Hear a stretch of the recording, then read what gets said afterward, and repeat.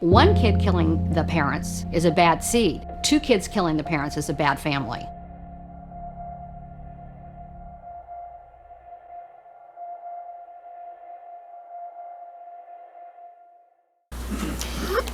Mr. Menendez, when we broke yesterday, we were talking about your mother's interactions with you over homework and schoolwork and learning. Do you remember that?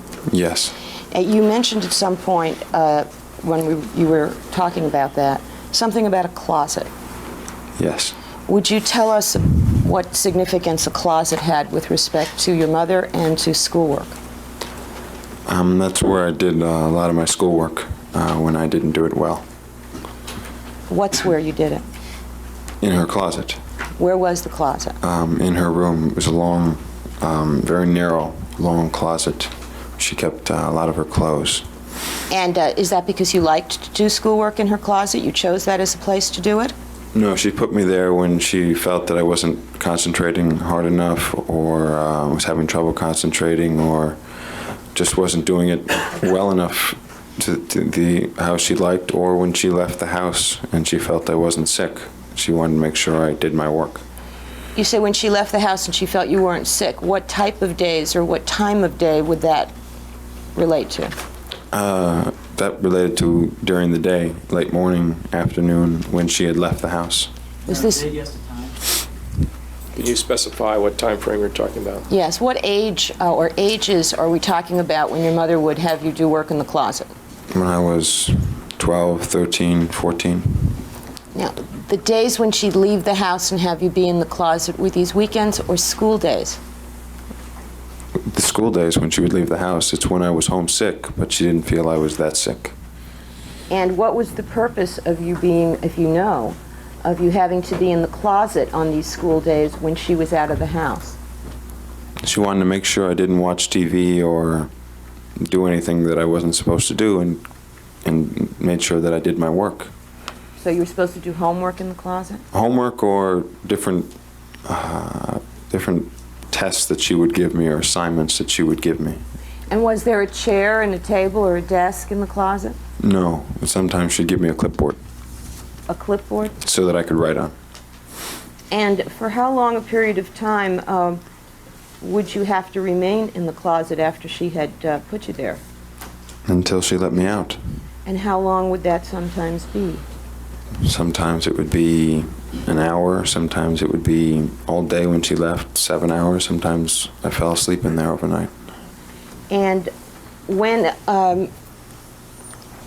apart from the days when she wasn't there and she put you in the closet, where would she be on other occasions when she'd put you in the closet to do your schoolwork? Where would your mother be? Usually across the way on her bed. In the same room? Yeah, the closet was at the very back, past the bathroom, past my dad's closet, down this teeny little hallway in her room, and her bedroom would be on the other side of the room. So she'd be in her bedroom? I mean, I couldn't tell where she was always, but when I called out, she was usually on her bed. And did this closet have a solid door or a door you could look through? I could peek through the bottom under the door, but it was a solid door. And what would happen, Mr. Menendez, if while you were in the closet and your mother was home, you had to go to the bathroom? I wasn't supposed to go to the bathroom unless I called out and asked her if she wasn't home. I'm talking about when she is home. Okay. Let's say she's there, okay? She's in her bedroom. Yes. And you have to go to the bathroom. Yes. What would you do?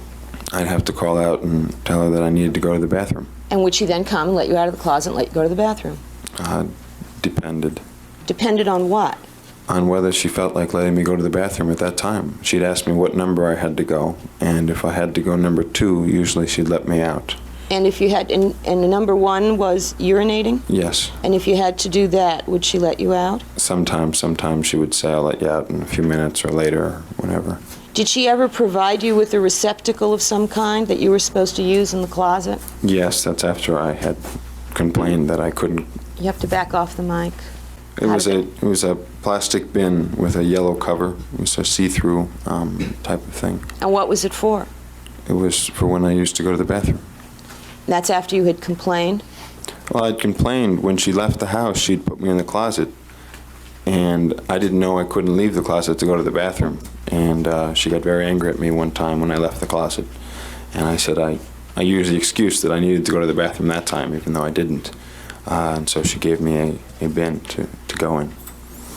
If she wasn't at home, how did she know that you left the closet to go to the bathroom, whether you really went to the bathroom or it was just an excuse? How did she know you left the closet? She used to put this little piece of paper. You're too close to All it. right, you don't have to lean that close to it, just speak up in a loud voice. She used to put this little piece of paper at the corner of the closet door, so that the closet door opened from the outside, the paper would fall down. If it opened from the outside? If it opened, the paper would fall down on the outside. Okay. And so there was an occasion when you had left the closet and she found out?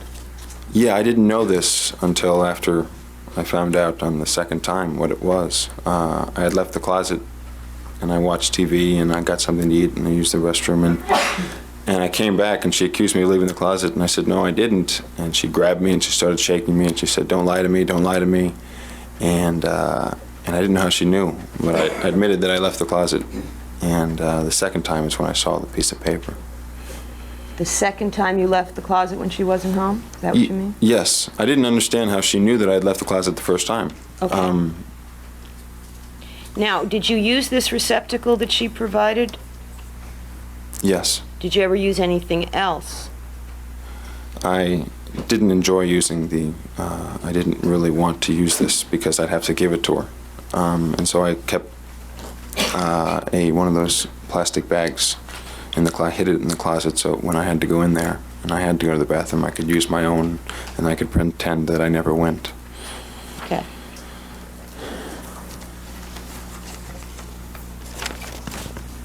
Do you recall, you testified 2 days ago that you are currently aware that there was, strike that. You remember that you were tested for hearing problems when you were in the 6th grade or so, when you were about 13? Yes. And you remember testifying that you weren't told the results of that accurately by your mother at the time. Is that right? No, I wasn't. And you now know that those tests showed that you had some problems. Yes. What was your mother's reaction, if any, concerning your performance in the schoolwork she was doing with you at home after that testing? Did it change in any way? Well, I started to do a lot more work. There was a lag in a period of time. There was intense training before I got into PDS for a few years. And then it lagged off a little, and then it just came on again. And she got a lot more intense about the work I was doing and how much work I was doing and so on. My question, though, has to do with that testing of your hearing. Did your mother ever refer to the testing of your hearing when she was doing the schoolwork with you? Yes. And how did she treat you after the hearing test as compared to before? Was there any difference? Yes. And what was the difference? She would just yell at me a lot more and tell me that I was too stupid to understand and just say a lot of things that I... Did she say anything to you about the fact that you could hear okay? Yes.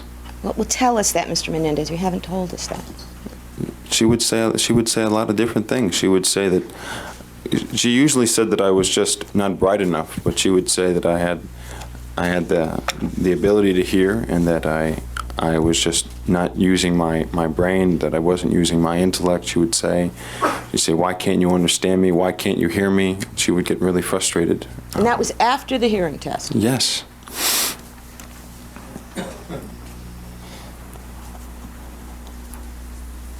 So was she more critical or less critical after the hearing test? She was more critical. Now, when you started at PDS, what grade did you start in? I started in 5th grade. And had you already done the 5th grade? Yes. And where had you done it? I had done it at Hopewell Valley. Was Hopewell Valley a public school? Yes. And in your opinion, looking back, How did you do at Hopewell Valley School, the public school? Objection irrelevant.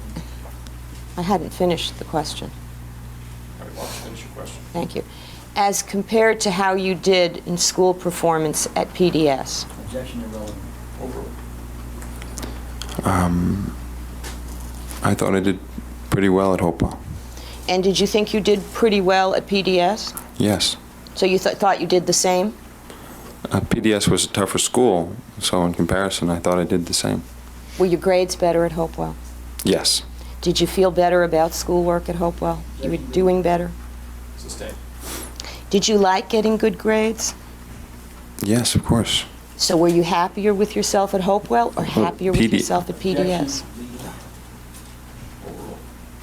PDS was a lot tougher school, and I didn't like it so much because so much pressure was put on by Mom to get the grades, because they let me in PDS on almost like a testing kind of a thing to see if I could pass, and so the public school was a lot easier and I liked it a lot better.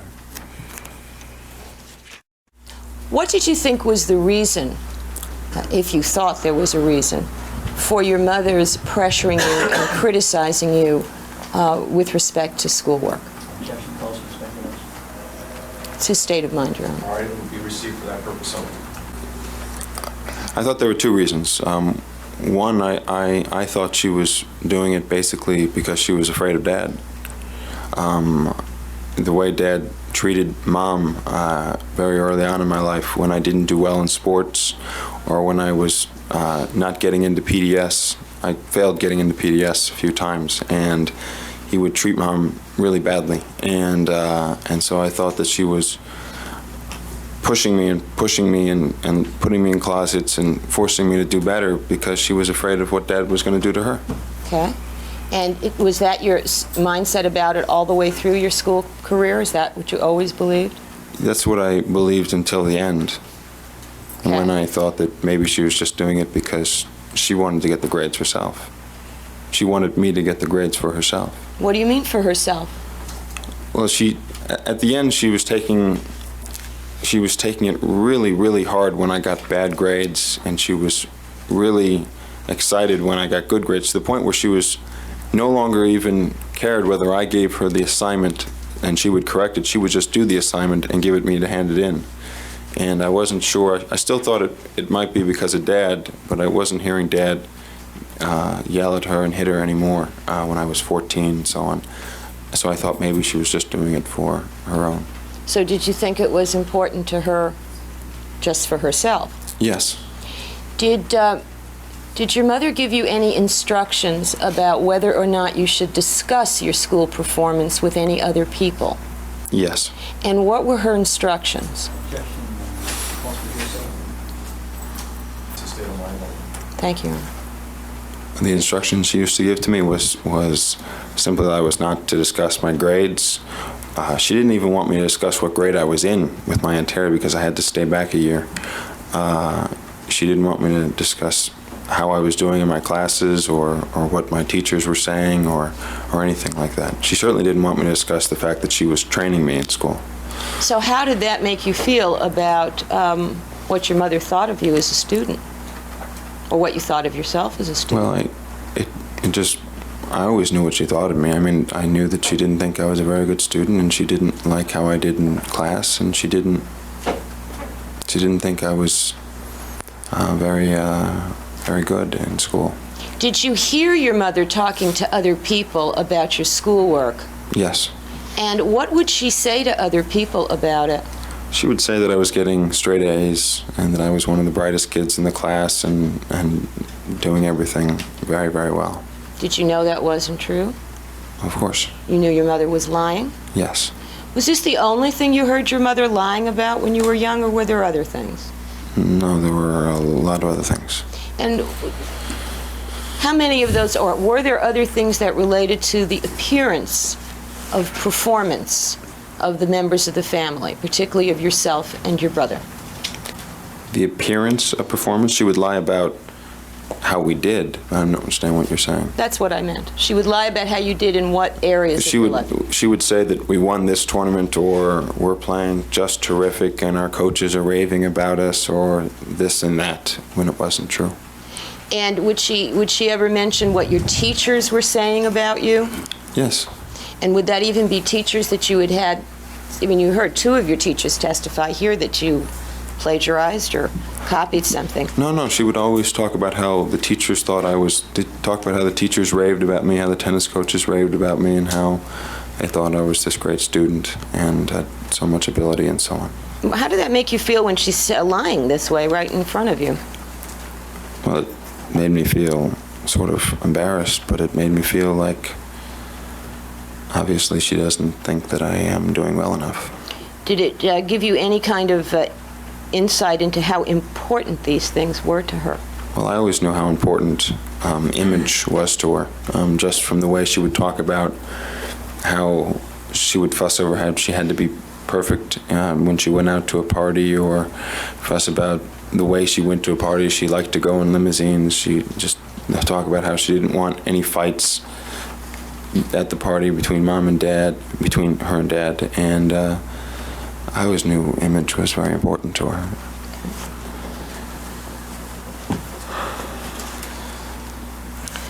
I'd like to go back for a moment to the sexual activity between yourself and your father for a few points, all right? When you were about 13, was there an episode of what you call the mirror that had to do with the sexual activity between yourself and your father? Well, it would happen a lot of times right after sex. So what do you mean? What I mean is, did he do a drill in front of the mirror that had specifically to do with the secrecy? Sure, yes. Okay. And was I right? Was that when you were 13? Yes. Okay. Would you tell us about that particular drill?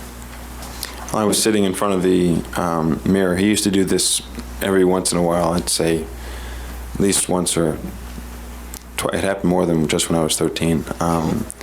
And I would sit in the chair in front of the mirror, and he would ask me if I've told anyone, and I said no. And he would say, "What's going to happen to you if you tell anyone?" And I remember the first time I said that, "You will hurt me," and he said, "Wrong," and so I hit myself. And he said, "What's going to happen if you tell someone?" And I didn't answer. And he said again, he said, "What is going to happen if you tell someone?" And I said, "You'll kill me." And he said, "Right." And that happened more than once? Yes. Now, I got it right the second time, though. Excuse me? I would learn how to get it right, the answers. So the second time, what was your answer? Just that he'll kill me. And then he said, right? Yeah. Okay. Also, when you were about 13,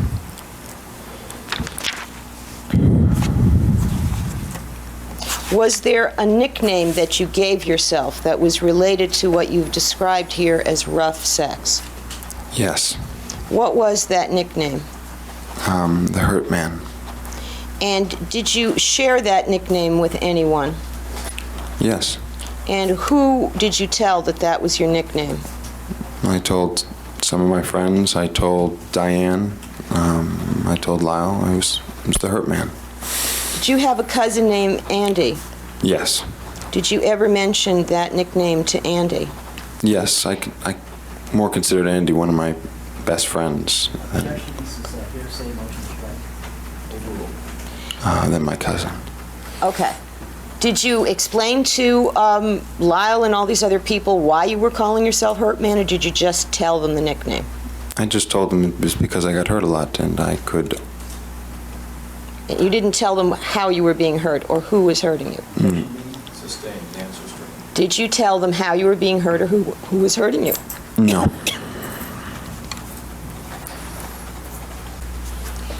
Now, do you recall, Mr. Menendez, that you testified that on the Tuesday night before your parents were killed, you strike that, on Tuesday afternoon before your parents were killed, you started a conversation with your brother in the guest house where you brought to his attention a talk he had had with your father when you were young. Yes. When you were young, how did you find out, or how did you know that Lyle had had a talk with your father? Because my father came in the room and beat me up. And how old do you recall being when that happened? I recall being 11. And what, if anything, did your father say in accompanying this beating? He came in the room and he said, he just very angrily told me that he could not believe I told Lyle, and what was I thinking, and didn't he understand that he was going to kill me if I told Lyle, and all this stuff. And then he had me up against the wall. And was it after that that these drills in front of the mirror about what he would do to you if you told began? Yeah, it was longer after that, though. This was just, I mean, he had told me many times, not specifically in reference to Lyle, that what he would do to me if I told. But it was unexpected because I hadn't told Lyle, and I didn't know he was going to come in the room. I wasn't prepared, and so it was a shock. I denied it, but he didn't believe me. You denied what? I denied telling Lyle. To whom? To my dad. And who didn't believe you? My dad. Now, after that, did you have any conversation with Lyle about, or did Lyle ask you any questions about anything going on between yourself and your father? Yes, Lyle would ask me a question every once in a while for a short period afterwards. He would say, is anything strange happening in your room with Dad or something like that? And I would say, no, I don't know what you're talking about. And why did you say, no, I don't know what you're talking about? Because I didn't want to give any indication that anything was, because I didn't want what happened with Dad to happen again. You didn't want Lyle to tell him? Exactly. Objection sustained. The answer is stricken. What did you mean when you said you didn't want to have happen with Dad what happened before? I didn't know what Lyle had told Dad, but I didn't want Lyle to say anything to Dad about anything. I just wanted Lyle to leave it alone. If he knew, I didn't know how he knew, but I just wanted him to leave it alone. Okay. Now, you had mentioned in your testimony yesterday something about Vaseline. Was Vaseline something that figured into the sexual activity between yourself and your father? Yes. And what specific type of the sexual activity did Vaseline figure into? The actual sex. Was Vaseline ever a part of the rough sex? Only in respect to actual sex, but hardly ever. What about with respect to certain implements? Was it ever used for that? Yes, it was used rarely, but not very often. And with respect to actual sex, Mr. Menendez, I think you've already testified, that was still a component when you lived in California. Is that right? Yes. And when was the last episode of actual sex between yourself and your father in California? In May 1989. And was there some rule or directive of your father's having to do with Vaseline? Yes. And what was that rule or directive? That I was supposed to leave it in my room, and I wasn't supposed to remove it from there. And how would it get into your room? Well, he brought it in very early in Pennington when I was 12 years old, and left it there. And I was told not to touch it again, and he did the same in California. He did the same in Princeton. And when you were living in Beverly Hills, was there a particular place in the room where he would keep the Vaseline? Yes. And where was that? On my bed, there were a lot of shelves. On one of the shelves in my bed. You've looked at the photograph that's up on the board on the top on the right. Yes. Is there a jar of Vaseline on a shelf on your bed in that photograph? Yes. Now, you've talked about sexual activity occurring between yourself and your father in your bedrooms at various houses. Remember that testimony? Yes. Were there other places in the house where sexual activity between yourself and your father would occur? Only one other place, And where was that? in the shower. Your brother testified there were times when you and your brother and your father would shower together and your father would do something with the water. Yes. Was that an experience that you recall? Yes. I believe your brother testified to a shower that had doors where the regulator had a wrench on it. Yeah, I don't remember that so well. What house was that? That was in the North Mill house, I think. Do you remember things about where your father did things with the water from the Pennington house? Yes, those I remember. And what do you remember just generally about what he would do at the Pennington house? At the Pennington house, it was a lighter thing. He would, when I was washing my hair and the shampoo was getting on my face, he would suddenly turn the water either all the way cold or all the way hot. So I learned how to shampoo my hair back, because that's what he always did. He never got any shampoo on his forehead, just in case I did that to him, because it was sort of a thing that he used to do. And then he would have Lyle and I see who was the strongest person by, he wouldn't turn the water hot, he would turn it all the way cold and see who could last for 30 seconds in the water, who could last for 45 seconds, and so on. But let's back up to when you had the shampoo in your eyes, before you learned how to shampoo your hair to not get the soap in your eyes, okay? You said he would turn the water all the way hot or all the way cold. Yes. Did you ever get burned? Yes. Now, when you and your brother and your father showered together, was there any sex on those occasions? No. Were there other occasions when just you and your father showered together? Yes. And was there sex on those occasions?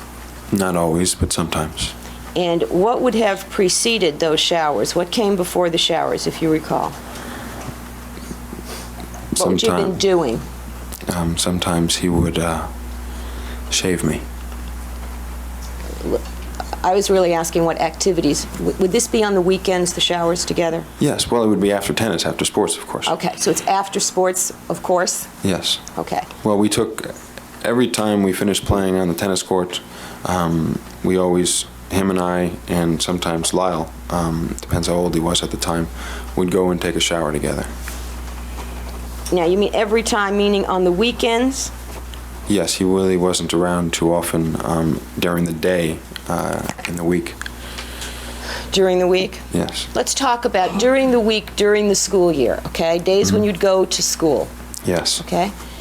Would there usually be tennis practice before you went to school? Yes. And when there was tennis practice before you went to school, did you change and shower first, or did you just go to school after practice? Usually we just went right to school.